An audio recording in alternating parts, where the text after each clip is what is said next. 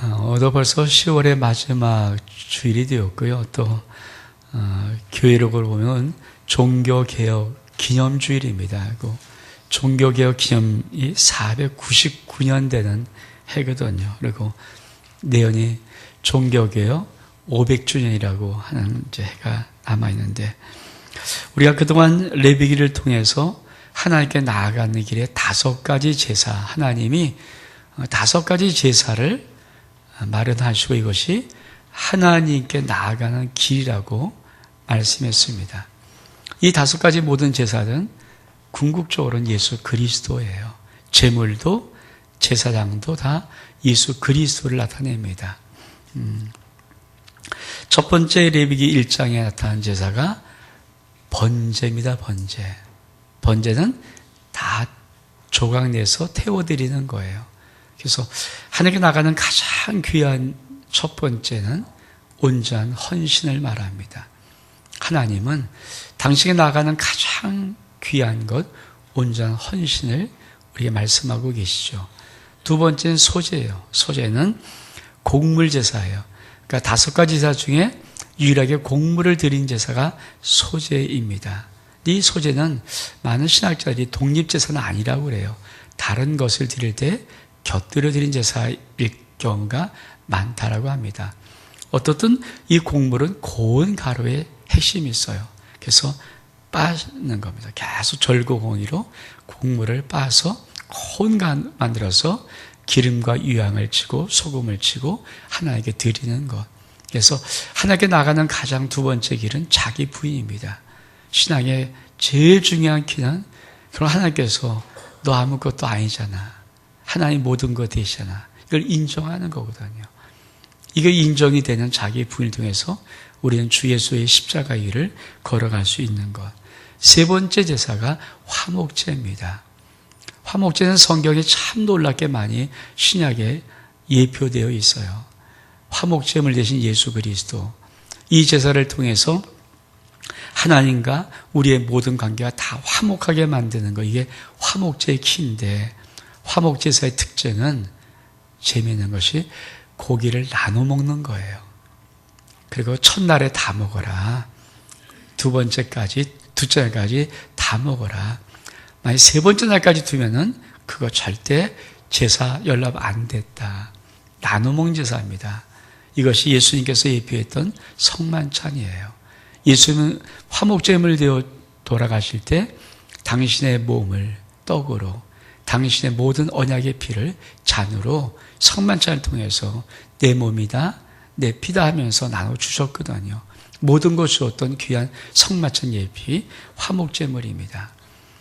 제가 지난주에 일부 예배를 드리지 않았기 때문에 일부 예배에 속죄제는 우리의 모든 죄를 대속하시는 그리스도의 십자가의 죽음을 상징하는 제사입니다. 죄가 너무 들었기 때문에 속죄제 제물에서는 하나님께 드릴 것, 귀한 것들 빼놓고, 그리고는 모든 송아지 전체 똥까지 진 밖으로 나가서 다 버려요.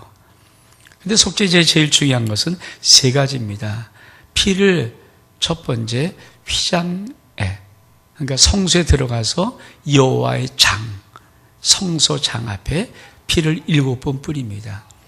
속죄제를 통해서 하나님은 성소의 휘장을 열어 놓으셨어요. 그래서 예수님이 십자가에 못 박혀 죽으실 때 성소의 휘장이 위에서부터 아래로 찢어졌다고 말하고, 신약은 그것이 새롭게 난 하나님의 길이라고 말하는 이유가 그것입니다. 그리고 우리는 담대히 이제 그 성소의 휘장으로 들어갈 수 있는 것. 그래서 대속의 죽음 속죄제를 통해서 하나님은 성소의 휘장을 7번 뿌리는 상징을 통해서 주 예수 그리스도가 성소의 휘장을 찢어 놓을 것을 이미 예표하시고, 그리고 지금 우리와 하나님 사이에는 가로막힌 성소의 휘장이 없어요. 그래서 그냥 다 들어갈 수 있는 겁니다. 두 번째, 이 피를 분향단, 그러니까 번제단이 아니라 성소의 휘장 바로 앞에 있는 분향단의 그 뿔에다 발라요. 그래서 예수 그리스도의 대속의 죽음을 통해서 우리의 모든 기도가 하나님께 그대로 올라가는 것을 우리 하나님께서 가르쳐 주시는 거죠. 그리고 나머지 모든 피 전체는 번제단에다가 뿔입니다. 역시 전체 희생을 말하는 거고요. 이 세 가지의 독특한 것이 속죄제에 있는 아주 귀한 말씀입니다. 오늘 속건제. 근데 번제와 소제와 화목제는 자원제사입니다. 자기 스스로 감사해서 자원해서 드리는 제사라면은 이 속죄제, 속건제 두 제사는 의무제사예요. 반드시 죄를 범한 사람은 제사를 드리는 것이거든요. 그러면 속죄제와 속건제는 어떤 차이가 있을까? 우리가 속죄제, 속건제, 이름도 속전 똑같은데 죄하고 하나는 건하고 이런 차이인데 제일 중요한 차이는 속죄제는 하나님의 율법, 금령, 법령을 어기는 것, 십계명을 어기는 것, 그때 드린 제사에 제일 키가 있어요. 물론 속건제도 그런 것들이 있지만은 속건제는 사실은 하나님의 성물이나 이웃 사람들의 제사상에 손해를 끼쳤을 때 드리는 제사입니다. 그리고 그것이 바로 우리에게서 우리에게 말씀하는 귀한 의미가 있는 것입니다. 오늘 속건제의 그 말씀을 마지막으로 한번 나눠보려고 합니다. 우리가 봉독하지 않지만 속건제를 드리는 규례는 사실은 5장 후반부 14절부터 나와 있는 것이거든요. 그 7장도 다시 한번 나오고요. 근데 속건제 드리는 규례 제일 첫 번째 15절에 보니까 누구든지 여호와의 성물에 대하여 그릇 범하였거든. 하나님의 계명보다 먼저 우선된 것이 속건제는 하나님의 성물에 대한 범죄예요. 하나님의 어떤 성물을 넘어뜨리거나 훼손하거나 이렇게 잘못할 때 그 성물에 대한 범죄를 범해서 드리는 것이 이 속건제입니다.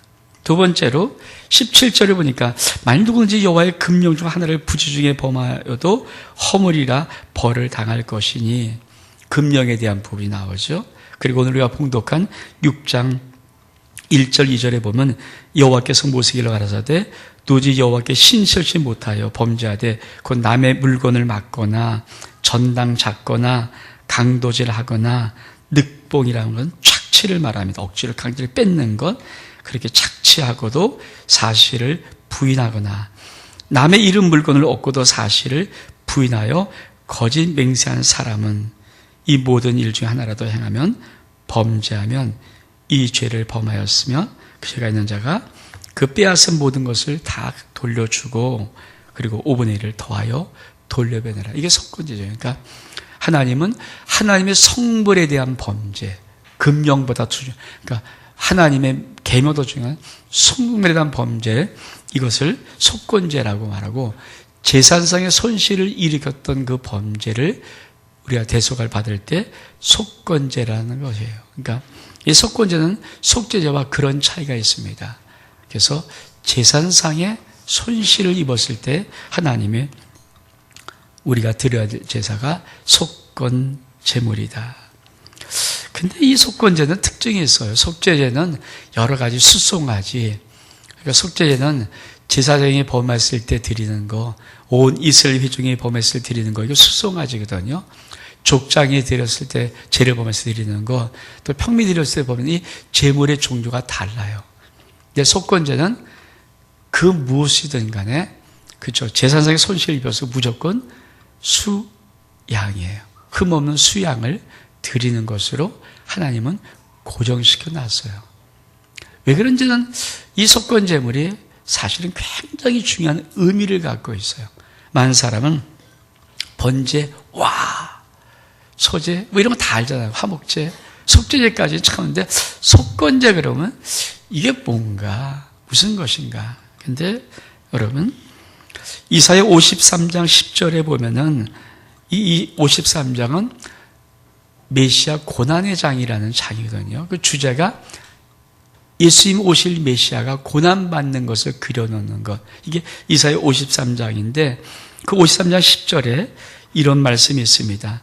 여호와께서 그로 메시아로 상을 받게 하시기를 원하사 질고를 당케 하셨은즉 그 영혼을 속건 제물로 드리기에 이르면 그가 그 씨를 보게 되며 그날은 길 것이요 또 그의 손으로 여호와의 뜻을 성취하리로다. 여호와께서 그로 예수 그리스도를 말하는 거거든요. 상을 받게 하시기를 원하사 질고를 당케 하셨은즉 그 영혼을 딱 써놔요. 속건 제물로 드리기에 이르면, 이 속건 제물은요, 내가 손상을 입혔던 모든 것에 그것을 그대로 다 돌려줘야 되고 플러스 5분의 1을 더해서 돌려줘야 돼요. 여러분, 왜 하나님은 예수 그리스도를 속건제물로 표현했을까? 우리가 세상 살아가면서 예수 그리스도의 십자가의 죽으심이 나의 모든 죄값을 대신했다는 것을 알아요. 근데 우리가 끊임없이 죄를 져본 사람들은 남아있는 게 뭐냐면 죄책. 죄로 인한 자기 속에 부자연스러운 양심의 꺼리낌, 이 죄책이 끊임없이 있어요. 만약에 우리 하나님께서 번제와 소제와 화목제, 속죄제까지 말씀하고 속건제를 말씀하지 않았다면은 우리 속에 이 죄책에 대한 부담감을, 그렇죠? 어떻게 해결할 방법이 없어요. 만약에 어떤 사람이 누구를 때려 죽였습니다. 근데 이 사람이 그 모든 죄 대신 값으로 살인죄로 들어가서 한 20년 복역하고 나왔어요. 그 사람은 그 사람 법적으로는 물을 수 없습니다. 왜? 모든 죄값을 치렀으니까. 근데 그 사람이 남을 때려 죽였던 그 양심의 죄책감은 그대로 남아있거든요. 그걸 해결할 방법이 있나요? 해결 못해요. 이제 그런 것들이 우리 속에, 사람들 속에 있죠. 그러니까 예수의 십자가의 부분이, 예수의 십자가의 모든 죄를 대신해서 죽었다는 사실을 아무리 지식적으로 인정하고 선포하고 몸부림을 쳐봐도 사실 우리 속에 남아있는 죄책감은요, 이게 없어지질 않아요. 우리 속에는 깊은 이 죄로 인한 상처, 죄로 인한 잘못된 이런 것들이 없어지나요? 그 쉽지 않잖아요. 요새 저희가 캄보디아 지난 한 주간 갈 때 캄보디아에서 깜짝 놀란 것이 뭐냐면 우리나라가 갑자기 확 바뀌었더라고요. 최순실이라는 한 이름이 나오면서 막 갑자기 막 바뀌는 거. 여러분 생각해 보십시오. 우리나라 최고의 대통령 아닙니까? 도대체 왜 그럴까요? 공과 사를 구분 못할까요? 근데 심리학자들은 그거를 심리학적으로 봐요. 그렇잖아요. 그 속에는 깊은 상처, 깊은 외로움, 이런 것들, 그렇죠? 근데 그것이 너무 오랫동안 어떤 사람에게 있으면 조정받을 수 있다, 충분히. 여러분, 어떻게 한 나라의 대통령이 말도 안 되는 일을, 그것도 그렇잖아요. 어떤 목사는 심한 경우에 무당춤에 놀아놨다고 말할 정도로, 어떻게 그런 말도 안 되는 얘기가 어떻게 이 나라 속에 2010년 속에 일어나야 됩니까? 말도 안 되는 거잖아요. 어떻게 그런 이상한 비이성적인 것들이 일어날 수 있을까? 근데 그거는요, 우리 쪽에서 보는 입장이지만 심리학자들은 그럴 가능성이 있다라고 보는 거죠. 그렇죠? 자기 엄마가 총에 맞아 죽었어요. 자기 아버지는 가장 신뢰했던 한 사람한테 총에 맞아 죽었어요. 그러면 그때부터 살아온 인생 속에 누구를 믿겠습니까? 그런 트라우마가 있을 때 누구를 믿고 누구를 의지하겠습니까? 그리고 누군가 정신적인 그 사람의 지주가 되어서 그 인생을 컨트롤하고 계속 그것을 연결시켜 왔다 그러면은 그럴 수밖에 없죠. 말도 안 되는 일이 지금 벌어지고 있는 거잖아요. 요새 어저께도 많은 분들이 광화문 청계천에 모였다고 하는데, 이게 그 많은 분들이 원래부터 뭐 촛불 데모하는 그런 사람도 있지만 어저께 나온 사람이 더 많은 사람들은 난생 처음으로 나온 분들이 많다 그러더라고요. 나이 불문하고. 왜? 말도 안 되는 비정상적인 것이 이 나라에 흘렀기 때문에. 여러분, 도대체 우리 속에 있는 그 죄책감에 어떤 우리 속에 어떤 상처에 있던 그것이 얼만큼 크면 그것이 얼만큼 근데 그건 여러분 사실은 우리는 정상적인 모든 사람들은 뭐 이게 뭐냐 그랬지만 사실 여러분 인생을 살아오면서 많은 상처를 갖고 있는 사람들은요 그게 쉬운 일이 아니에요. 근데 더더구나 그것이 어떤 죄값으로 인하여서 나오는 것이라면 그렇죠. 여러분 만약 내가 누구를 어떤 사람을 죽였습니다. 실수로 좀 죽였어요. 그리고 그 기가 막힌 상황을 내가 하는데 이거 잊어버릴 수 있을까요? 이거를 내가 죄값을 치렀다고 이 속의 양심이 이게 잊어버릴 수 있을까요? 그건 못하는 거예요. 그 죄값. 그러니까 그 모든 남아있는 것. 예수님이 십자가의 모든 속죄 제물은요 단번에 하늘을 열어놓았어요. 모든 관계를 회복시켰어요. 모든 것들을 다 하지만은 사실은요 많은 사람이 예수 그리스도의 대속의 죽음, 나를 위해 십자가에 못 박혀 죽으신 죽음, 그걸 지성적으로는 알지만은 삶 속에 느끼지 못하는 것은요, 삶 속에 역사가 일어나지 않는 것은요, 내 속에 있는 어떤 상처, 내 속에 있는 죄책감, 어떤 이런 모든 것들이요, 우리 인생을 계속 그렇게 끌고 나가버려요. 나도 모르게, 그렇죠. 저는 정태희 박사님이 늘 말했던 정말 그거를 인정하거든요. 우리 속에는 자기 안에 운전수가 있다. 자기와 또 다른 자기 속에 운전수가 있어서 그 운전수가 우리의 인생을 드라이브하고 있는 거예요. 그 운전수가 누구냐에 따라서. 그렇죠? 근데 죄책에 있는 사람들 뭔가 이렇게 한번 억눌리고 뭔가 탁 상처를 받고 뭔가 이렇게 되면요. 지식적으로는 다 알아요. 지식적으로 모르는 사람이 없어요. 지식적으로 다 이해를 해요. 그것도 안 되는 걸 어떻게 해요? 지식적으로는 다 이해를 하지만 안 되는 걸 어떻게 하는 거예요? 그렇죠?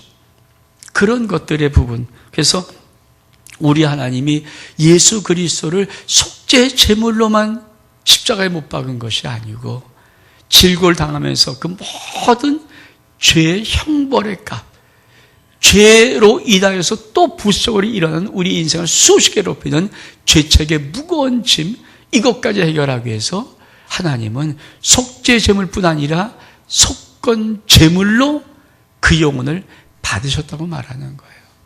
그래서 구약의 제사는 5가지가 돼야 맞아요. 이게 하나님의 오묘한 거거든요.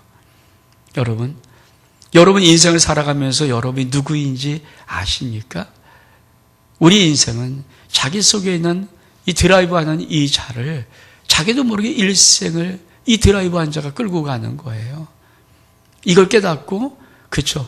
막 치유하는 것인데 내적 치유고 그것이 안 되니까 성령의 기름 부음하고 하나님 앞에 정말 거듭나지 않으면 자기도 모르게 이 속에 있는 것들 그래서 그것들을 조금 좀 경험된 사람들은 이렇게 보면 자기도 보이고 남도 보여요.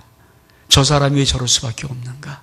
우리 보기엔 답답할지 몰라도 그 사람 속에는 무거운 어떤 짐들이 그 인생을 자꾸 얽어매고 하는 거죠. 그래서 얼만큼 우리 인생 속에 이런 문제가 힘든지. 그래서 예수님은 이 땅에 오셔서 속죄 제물뿐 아니라 속건 제물로 돌아가신 거예요. 왜? 그 잔존하는 그 모든 찢기 같은 모든 것을 마치 하나님 앞에 벌금을 지불하듯이 다 지불한 거죠. 우리 영혼 속에 우리가 죄로 인한 모든 죄책감, 모든 저주, 이 모든 것들을 우리 하나님은 예수 그리스도를 속건제물로 받으시면서 그 모든 죄책감의 값을 우리 주님이 치르게 하시는 거예요. 그래서 뭡니까? 본래를 다 돌려주고 플러스 5분의 1을 더해주는 거예요. 참 재미있죠?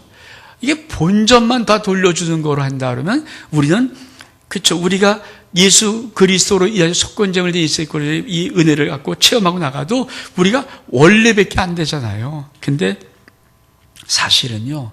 상담하는 사람이 아는 특징이 있어요. 인생이 힘들고 어려운 것만큼 그 사람에게 능력으로 와요. 신앙도 마찬가지죠. 인생이 힘들고 어려운 그 상처 그것이 예수 그리스도에 오면 능력이 되는 거예요. 왜요? 속건제물은 우리의 모든 죄를 대속하는 것 플러스 수염소 죽이는 거죠. 플러스 뭐예요? 본문 다 돌려주는 거 플러스 뭐입니까? 5분의 1을 더해주는 거예요. 그래서 항상 뭐예요? 더 넘치게 회복시켜줘야 돼요. 화해란 것이 이루어지는가? 화해는 우리 속건제물을 받으신 우리 하나님은 화해를 너랑 나랑 화해가 됐다. 너랑 나랑 이 모든 것이 다 값을 치렀다. 그러려면 뭡니까? 모든 본전을 다 돌려주고 플러스 뭐예요? 20% 5분의 1을 더해줘야 되는 거예요. 그러면 화해를 받는 사람들의 입장은 뭘까요? 늘 처음보다 많아지게 되는 거죠. 이게 하나님의 뜻이에요. 그래서 예수 그리스도에 오면 내 과거의 모든 상처, 내 모든 과거의 아픔, 모든 것들이 놀랍게도 능력이 돼요. 그걸 여러분이 아십니까? 예수 그리스도 속에 들어오면 내 인생의 그 모든 것들이 이상하게 능력으로 바뀌어요. 왜? 주님은 모든 본전을 돌려주는 것 플러스 5분의 1을 더 배상하더라고. 이미 하나님께서 말씀해 놓으셨고 그것이 속건제 믿음이에요. 예수님께서 그래서 진료를 당하시는 거죠. 우리의 죄를 위하면 그냥 죽으시면 돼요. 근데 일부러 채찍을 맞고 일부러 뺨을 맞고 일부러 머리채에 가시며 쓰면서 톡톡 치면서 야 선자 노릇 해봐. 그런 조롱당하고 멸시당하고 부끄러움을 당하고 온몸에 채찍 맞고 여러분 그 모든 고통을 당하신 이유가 뭡니까? 그 질고를 당하신 모든 것들이 뭡니까? 죄의 모든 하나님께 드려야 될 벌금을 저주와 모든 것들을 그대로 다 주님이 갚았다는 얘기예요. 이것을 속건제물이라고 합니다. 그래서 여러분 예수 그리스도를 믿으면 이 믿음이 와요. 속건제물로 돌아가신 예수 그리스도를 진짜 믿어야 우리 속의 죄책이 다 풀어지기 시작하고 우리 주님이 말씀하신 진리를 알지니 진리가 너희를 자유케 하리라. 이걸 아는 거예요. 이게 들어오는 거예요. 저는 누군가? 저는 제 안에 드라이브를 알아요. 그렇죠? 내가 어릴 때 받던 상처 속에 있는 그 악한 것의 드라이브. 근데 내가 의식하지 않으면 나도 모르게 항상 글로 들어가 있어요. 내가 하나님 앞에 존귀한 자야. 하나님 나 사랑하셔. 이렇게 자꾸 하지 않으면 나도 모르게 글로 들어가 있어요. 나뿐인가요? 우리 모든 심령들은 자기도 모르게 자기의 드라이브 속에 자기가 들어. 그래서 자꾸만 의식해 보는 거죠. 내가 누구인가? 예수님께서 세례 요한의 세례를 받으시고 올라오실 때 우리 하나님께서 일부러 하신 장면이 뭡니까?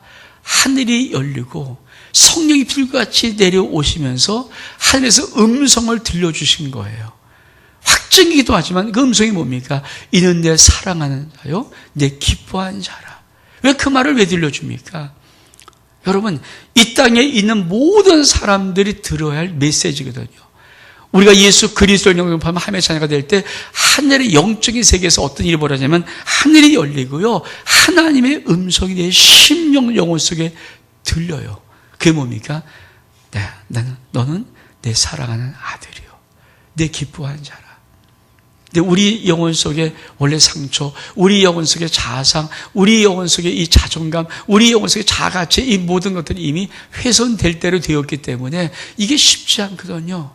근데 그럴 때마다 말씀 볼 때마다 말씀을 들을 때마다 말씀을 읽을 때마다 수없이 하나님께서는 우리 심령 속에 넌 내가 사랑해. 내가 너를 좋아해. 내가 너를 기뻐해. 우리 영혼 속에 이 모든 죄책감은 뭡니까? 아니야. 나를 좋아하는 사람 아무도 없어. 다 나를 싫어해. 다 나를 좋아하지 않아. 끊임없이. 내 속에 수없는 이 죄된 옛사람은요. 끊임없이 이걸 외치는 거예요. 너를 좋아하는 사람은 아무도 없단다. 다 너를 싫어해. 다 너를 거부해. 이걸 끊임없이. 그러니 어떻게 힘들어? 믿음이 뭘까요? 말씀을 믿고 하나님의 아버지 되심을 진짜 믿어주는 거예요. 하나님 아버지 되심을 진짜 내가 바라는 거예요. 그리고 그 하나님 아버지 되심을 진짜 믿고 나의 삶 속에 그 하나님 아버지 됨을 선포하는 거예요. 근데 그것을 어떻게 할 수 있는가? 예수님이 우리 영혼의 속건제물로 드리시면서 당신을 죄값을 들으시면서 단지 죽음으로 우리에게 영원 생명을 주셨던 이 속죄 제물뿐 아니라 속건 제물을 플러스 본전 다 돌려주고 플러스 5분의 1을 더 배상해서 하나님께 드리심을 통하여서 우리의 모든 죄책감, 우리 모든 죄의 상처, 우리 죄의 모든 무거운 짐을 다 풀어버리신 거예요. 그거를 풀어준 것입니다. 그것이 속건 제물입니다. 그래서 사단은 더 이상 우리에게 배상을 요구할 수 없어요. 사단이 끊임없이 우리를 툭 치는 게 뭡니까? 너 엄마 그런 사람이잖아. 네가 뭐 대단하다고 펑 쳐. 야, 엄마 너 옛날을 봐. 근데 우리가 뭐 할 수 있습니까? 아니야. 우리 주 예수 그리스도 실제를 당하심으로 우리 주님께서 나의 모든 죄값 대신 저주의 형벌 대신 십자가의 모진 고통과 모진 멸시와 천대와 모진 조롱과 모진 수치를 다 당하심으로 내가 받을 그 죄책의 저주의 형벌에서 우리 주님이 다 배상하고 풀어줬어. 하나님이 다 받으신 거야. 사단은 우리에게 배상을 청구할 수 없어요. 이것이 속건 제물이에요. 그래서 뭐라고 말씀합니까? 고린도서 6장 19절 20절에 보니까 너희 몸을 너희가 하나님께로부터 받은 바 너희 가운데 계신 성령의 전지를 알지 못하느냐? 너희는 너희 것이 아니라 이렇게 말합니다. 6장 20절에 고린도서 20절에 값으로 산 것이 되었으니 하나님 값, 하나님의 이 값은요 속건 제물 값이에요. 값을 주고 샀어. 단지 죽음으로 끝난 것이 아니라 너의 모든 죄책까지 내가 다 배상했어. 하나님 앞에 너 이제 자유야. 여러분, 그래서 과거의 상처가 우리를 얽매여서 안 돼요. 우리 가만히 있으면 그 속에 들어갈 수밖에 없어요. 과거의 상처가 우리를 얽매여서 안 돼요. 과거의 나의 죄책감, 잘못 이런 것들이 우리 인생을 잡으면 안 돼요. 왜? 우리 주 예수 그리스도께서 속건제물 되어서 우리한테 속건제물 들으심을 통하여서 하나님 앞에 우리가 드릴 마땅한 벌금형을 다 지불하셨거든요. 그러므로 우리에게 뭡니까? 그 옛날에 오히려 과거의 이 상처들이 우리에게 왜? 능력이 돼요. 그래서 하나님이 이렇게 말씀합니다. 너희가 받는 하나님의 위로로 너희는 남을 위로할 수 있다. 너희가 아파봤니? 그 아픔으로 치료할 수 있어. 그래서 병이 난 사람 반드시 뭐가 있어요? 치유의 능력이 있어요. 깊은 절망 가운데 빠진 사람은 어떤 능력이 있어요? 남에게 소망을 주는 능력이 있어요. 아픈 사람들은 아픈 대로, 마음이 아픈 대로 그 사람이 다 능력이 있어요. 이게 주님으로부터 가면 뭡니까? 다 능력으로 바뀌는 것은 우리 하나님께서 속건제물을 본전 플러스 5분의 1을 더해서 배상하라고 명령하셨기 때문에 그것이 능력이 되는 거예요. 저와 여러분 삶 속에 이런 은혜가 있기를 축복합니다. 디모데후서 2장 6절 말씀 똑같은 말씀하십니다. 그가 모든 사람을 위하여 자기를 속전으로 주셨으니 기약이 이르면 증거할 것이요. 그래서 우리 주님께서 이 말씀할 수 있는 거예요. 수고하고 무거운 짐진 자들아 다 내게로 오라. 내가 너희를 쉬게 하리라. 이건 여러분 인생에 내가 어떤 문제가 안 풀려서 내 인생의 어떤 사업이나 직장에 이 문제가 안 풀려 이런 것도 문제 무거운 짐이지만요. 더 무거운 짐은요. 죄책감의 무거운 짐이에요. 자기도 모르는 상처의 무거운 짐이에요. 자기도 어쩔 수 없는 이성적으로는 다 이해를 하겠지만 자기도 어쩔 수 없는 그 무거운 죄의 짐들이 무거운 상처의 짐들이 우리 인생을 끌고 가거든요. 그래서 찬송가에 죄짐 맡은 우리 구주 어찌 좋은 친구인지 걱정 근심 무거운 짐 우리 주께 맡기세. 여러분 세상에 많은 사람들이 인생에 죄의 짐을 갖고 살아요. 자기도 모르는 게. 환경으로는 아픔의 짐, 자기 속에 가게 속에 흐르는 잘못된 어긋난 상처로 인한 죄짐, 이것들이 끊임없이 자기 인생을 누르고 해결을 못해요. 그리고 우리는 수없이 예수를 믿어요. 근데 예수님의 속죄짐을만 믿어요. 예수님이 나를 위해서 모든 죄를 대속해 주었대. 근데 우리가 한 가지, 그 죄값으로 발생된 모든 저주와 모든 죄짐과 모든 죄책감과 이 모든 상처와 이 모든 어긋난 거를 우리 하나님이 예수 그리스도를 보내실 때 속건 제물로 받으셨다는 이 놀라운 사실, 그 모든 벌금도 하나님께 다 지불해서 우리에게 자유를 줬다는 것, 이 놀라운 사실을 우리는 잘 몰라요. 그래서 우리가 많은 사람이 레위를 할 때도 번제, 소제, 화목제까지 너무 잘하고 속죄까지 잘하지만 속건제라면 퀘스천밖에 없이 이게 뭔가, 이게 뭔가 아니에요. 이 5가지의 제사가 우리를 온전히 이루는 겁니다.